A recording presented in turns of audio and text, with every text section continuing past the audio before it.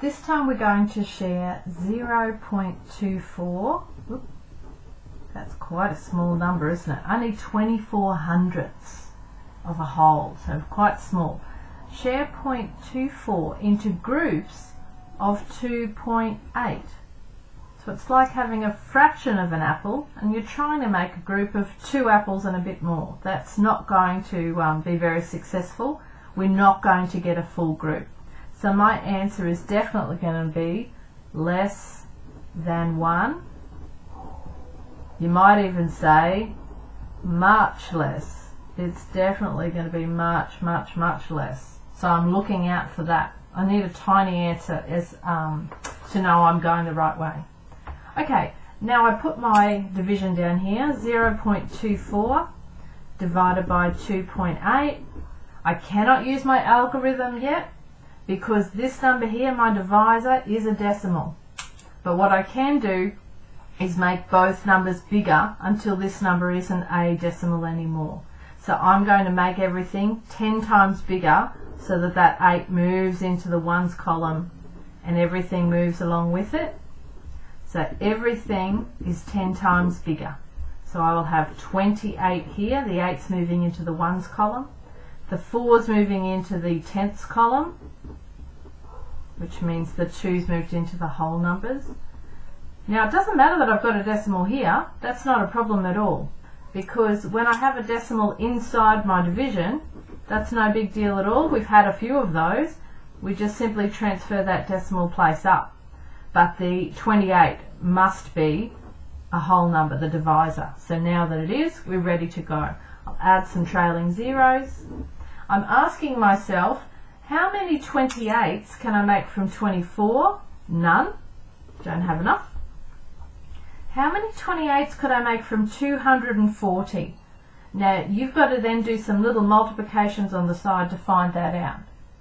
So I know that 10 28s is 280, so that's definitely too big. I've only got 240.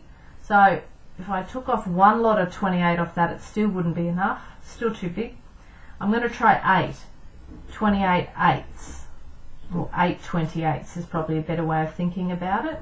Let's multiply. 8 by 8 is 64.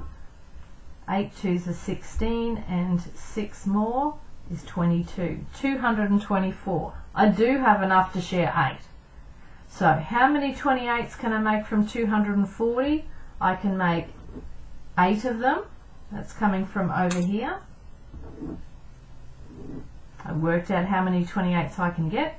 Now I'm going to use long division this time because I don't know my 28 times table. So 8 28s are 224. And again, that's coming from that little multiplication I did over here. Let's see how many I've still got to share. I will subtract. 4 from 0 I cannot do. I need to rename. Take 1 from the column next door and rename an extra 10.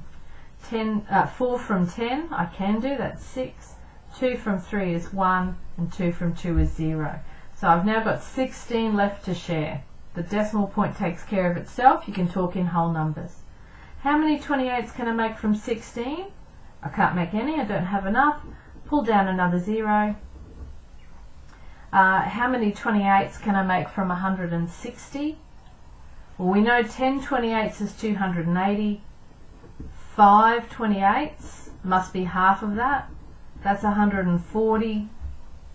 And so I can keep playing around with that to work it out, but it turns out that it will be, in fact, 5 28s is your best option there. 5 28s gets you very close to 160. So 5 28s are 140. See what's left over. There's 20 still to share. And this is going to keep going on, this trailing zeros and leftovers. So thankfully, although I haven't written it here, you've been asked to round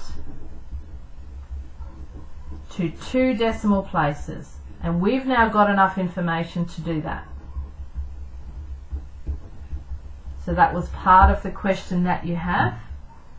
And so I would say that 0.085 is approximately equivalent, if you want to use that symbol, I want to round to this decimal place. I want to know, am I closer to 0.08 or 0.09 do I round up? This digit here is a 5 or bigger, which means to round up. So I'm going to round my answer to 0.09. That's my final answer. Now I guess if you want to do some thinking after, you can certainly check your estimate. That's always a good way to go. Much less than 1, it's tiny. 0.09, that's 900ths, so that is only tiny. So that's one way to check your answer. You could convert 0.24 into 2400ths. You could convert 2.8 into 28 tenths and do the division that way by multiplying by the reciprocal, 10 over 28, leaving the first fraction alone, leave it as it was, and do some cancelling. I can divide this numerator and this denominator by 10. I can divide this numerator and this denominator by 4. So I would have 6 4s are 24 and 7 4s are 28.